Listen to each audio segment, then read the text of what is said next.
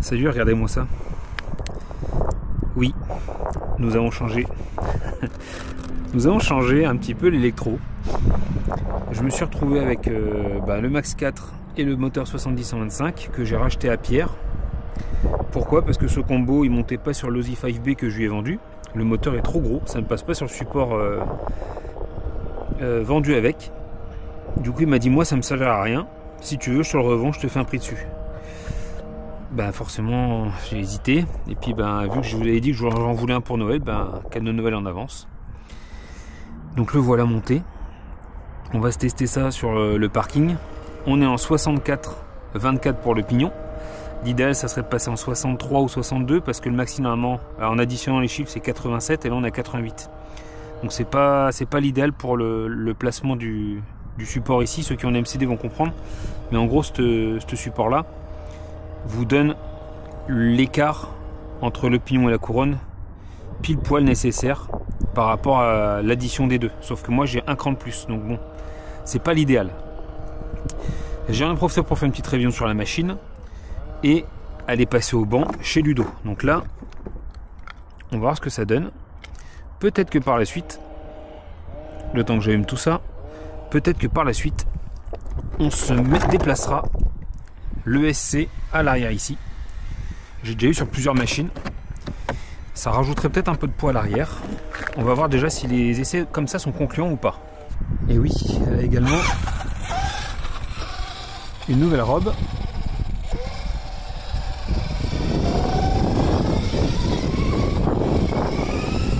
La carreau bleu est vendue et du coup j'ai racheté cette carrosserie à Seb. Donc là j'ai passé les pneus soft à l'arrière, les pneus médium à l'avant.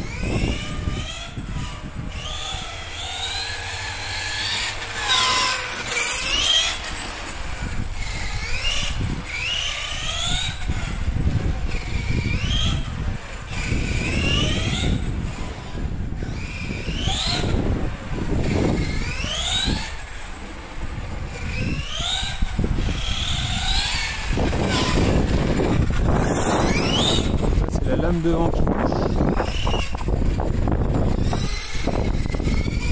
On va peut-être durcir un petit peu les amortos à l'avant. Alors, on va durcir un petit peu devant.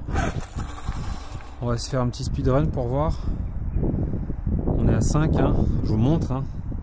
Pas de triche. Sachant qu'on avait pris 87 avec le 530 kV. Alors, on va peut-être atteindre les 90 là. Là on est en 560 kV. On avait la même configuration pignon couronne.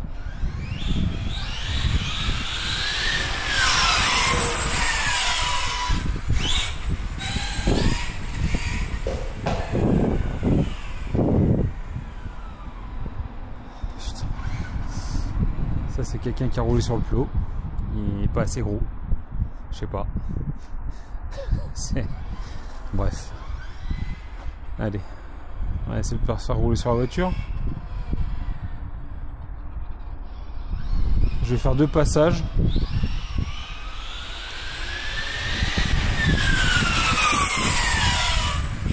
On va essayer de faire chauffer un peu les pneus là.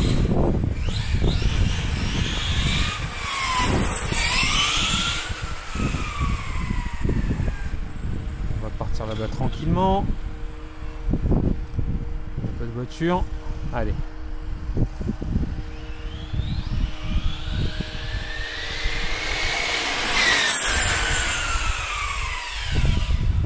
Ok.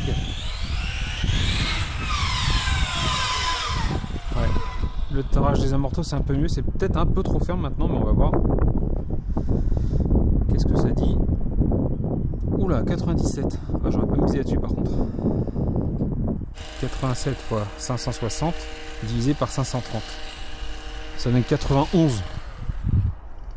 Ouais. 97? On va refaire un. On va refaire un, ça m'étonne.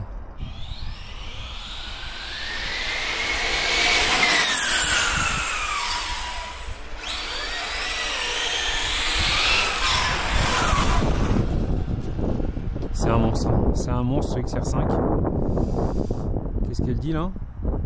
Ouais, 98. Bah écoutez. Ok. Voilà, avec le châssis long là. Ah, ce virage là, ouais, je vais glisser beaucoup à chaque fois. Avec le châssis long, c'est très bruyant dans le parking là. Mais je voulais chercher à avoir une voiture efficace, en fait plus efficace, parce que au final quand tu veux t'amuser, faire beaucoup de glisse, rien ne vaut le châssis court. Très clairement, je m'en suis rendu compte en l'essayant. Mais j'aimerais essayer de piloter plus propre avec celle-là. En faisant quelques glisses de temps en temps quand même, mais...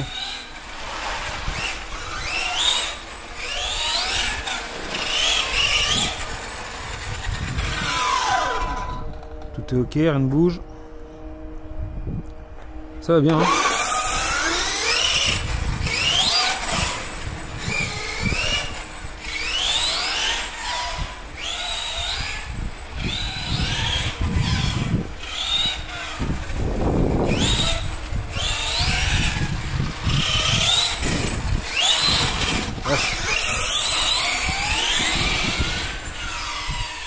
Ouais, voilà, au moins ça déleste plus de l'arrière.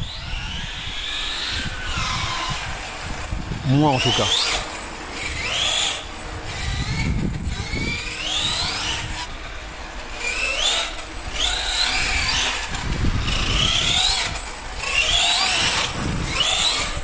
Ah, dommage. Ouais, une fois les pneus chauds, ça commence à être vraiment agréable. Autant cette voiture là, au début je m'amusais à les faire glisser. Et maintenant que j'ai testé le châssis court, je me dis ouais, le châssis court limite, voilà, c'est fait pour s'amuser, pour faire de la glisse, etc.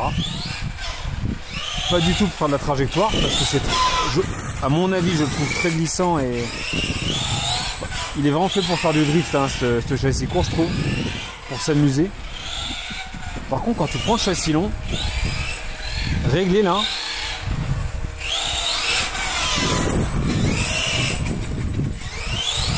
bah, c'est efficace. Hein. Au début, j'avais comme un doute là avec les pneus froids, mais non, non, maintenant que c'est chaud là, je vois vraiment la différence.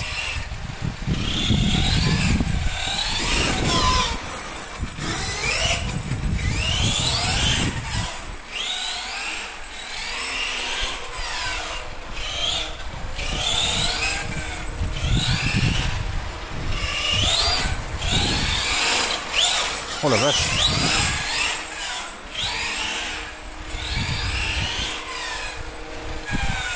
Ouais, Ludo, ton réglage est nickel. J'ai rien à dire.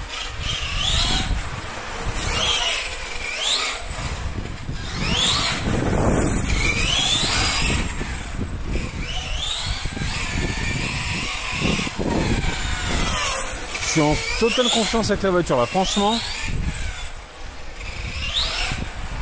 C'est un pur régal là. On change un peu la vision du sur-circuit.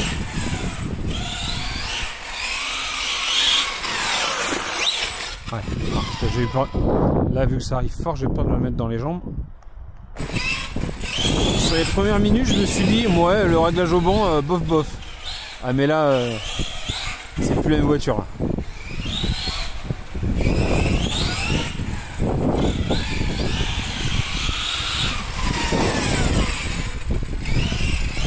Regarde ça.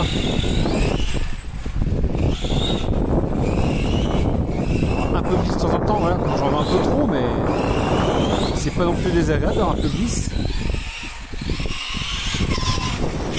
Il y en a une autre que je suis pressé de tester maintenant, ça va être la F1.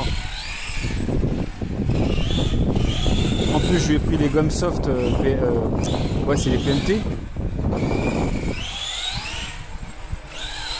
Donc ça devrait être, ouais. Ça devrait être vraiment très agréable.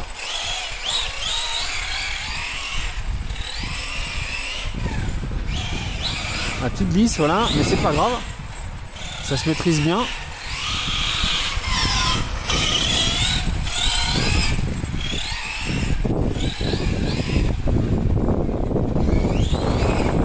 Le temps de run, je suis curieux de voir ce que ça va donner aussi.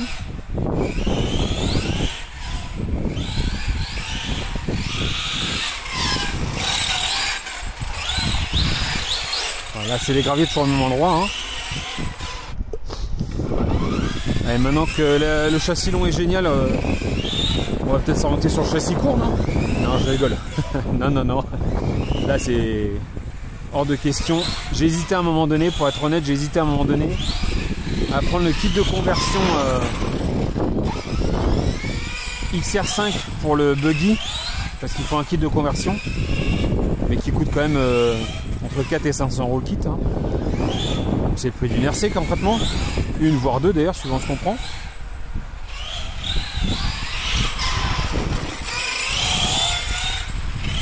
Et puis prendre un châssis court en plus, donc encore 1000 € en plus, sans compter l'électro et tout ce qui va bien.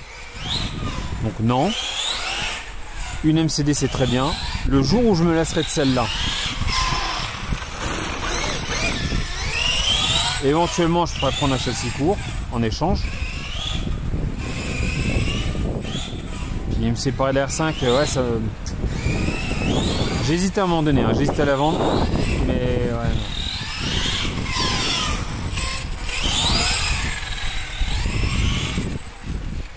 Je pense qu'il est plus probable que je vienne à me séparer de la F1 d'ici quelques mois pour tester d'autres choses.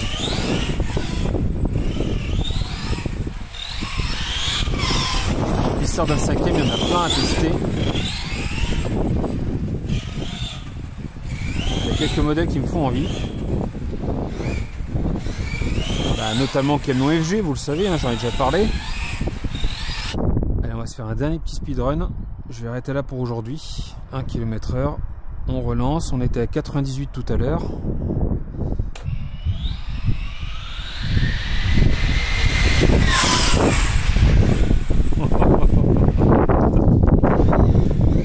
Allez, stop. On va arrêter là.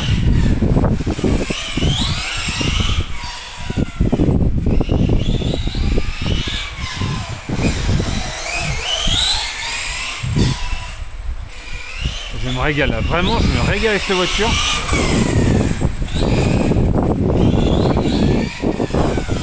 Allez, on va pas s'enflammer, pas faire de boulettes. On va regarder un petit peu où en sont les lipos là.